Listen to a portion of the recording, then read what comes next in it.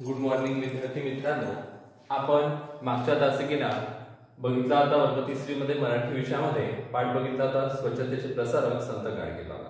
गाडगेबाबांचा आपण बघितलेलं होतं. गाडगेबाबांनी पूर्ण गाव स्वच्छ राहावं त्यासाठी स्वतः कष्ट केले. त्यानंतर गावाच्या लोकांनी त्यांना न सांगता त्यांनी काय केलं, स्वतःचं गाव स्वच्छ केलं. संत गाडगेबाबांचं नाव डेबू होतं. त्यांचा जन्म शेळगाव येथे झालेला होता. शेळगावमध्ये वराड या गावात झालेला होता. नंतर आपण बघितलेलं होतं की त्यांनी कसं अनाथ मुलांना साठी वसतिगृह, नंतर शाळा, कॉलेज इथपर्यंतचा त्यांचा सगळा प्रवास आपण बघितला. आता आपल्याला बघायचा आहे या पाठामधला स्वाध्याय. तर स्वाध्याय बघत असताना आपल्याला प्रश्न पहिला दिलेल्या फळ्यावरती योग्य शब्द भरून गाळलेल्या जागा पूर्ण करा. गाळलेल्या जागा पूर्ण करा.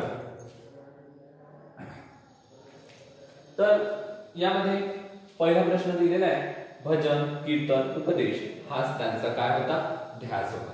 काय होता, इथे शब्द कोणता येणार आहे, ध्यास. कोणता शब्द येणार आहे, ध्यास येणार आहे. नंतर आपल्याला बघायचं आहे दुसरं, लोकांनी रिकामी जागा शिकवावी, माझा पाय पडून उपयोगी नाही.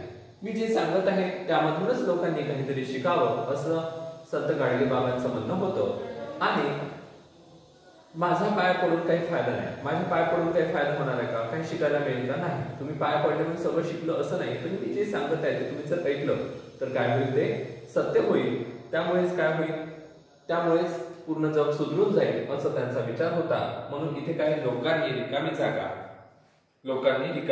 सद्गुण शिकावे. काय येणार इथे, सद्गुण शब्द येणार. काय येणार आहे, सद्गुण शिकावे. हीच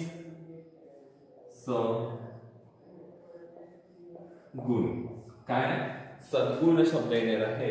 सद्गुण शिकावे, माझ्या पाया पडून उपयोग नाही. जे मी चांगले गुण शिकवत आहे ते शिकावे, पाया पडून काही फायदा नाही.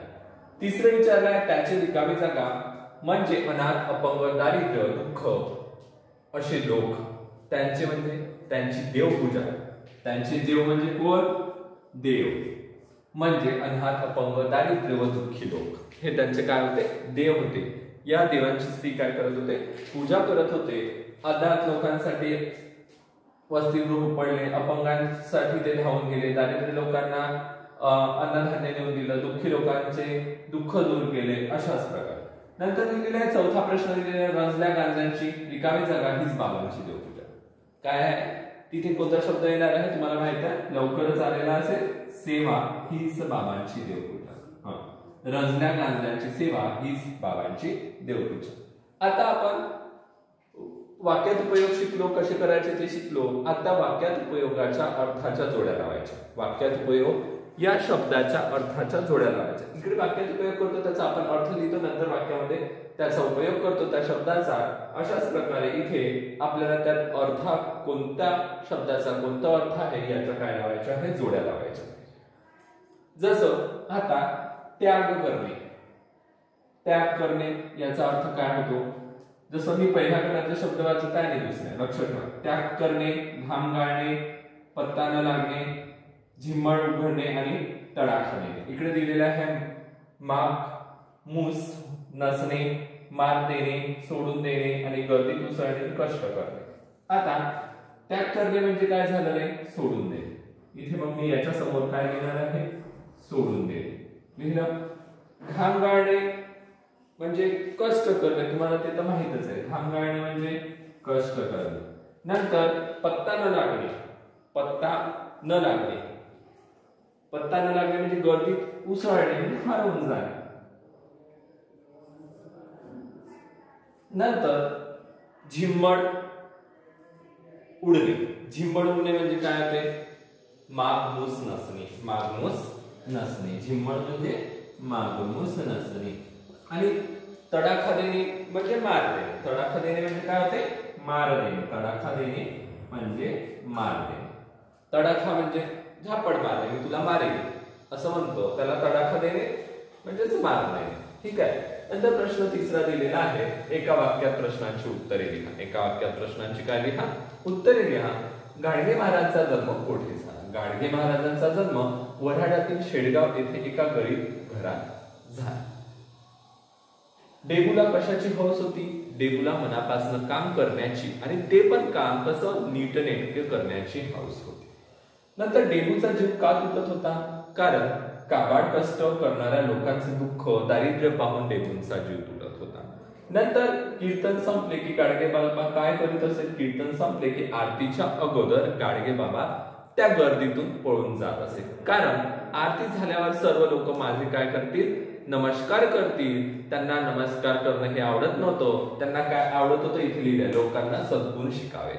माझा पाय पडू नये, उपयोग नाही. माझा नमस्कार करून काही उपयोग नाही, पण मी सांगितलेले सद्गुण शिकावे ही गाडगे बाबांची इच्छा होती. तुम्हाला सुद्धा या पाठातून जे सद्गुण सांगितलेले आहेत ते तुम्हाला शिकायचे. अशा प्रकारे इथपर्यंतचा आपला स्वाध्याय संपला. नंतर स्वाध्याय बघा, पान क्रमांक 39 वर दिलेला आहे. प्रश्न दुसरा 2 ते 3 वाक्यात उत्तरे, हे व्हॉट्सअपवर याची उत्तरे येऊन जाणार.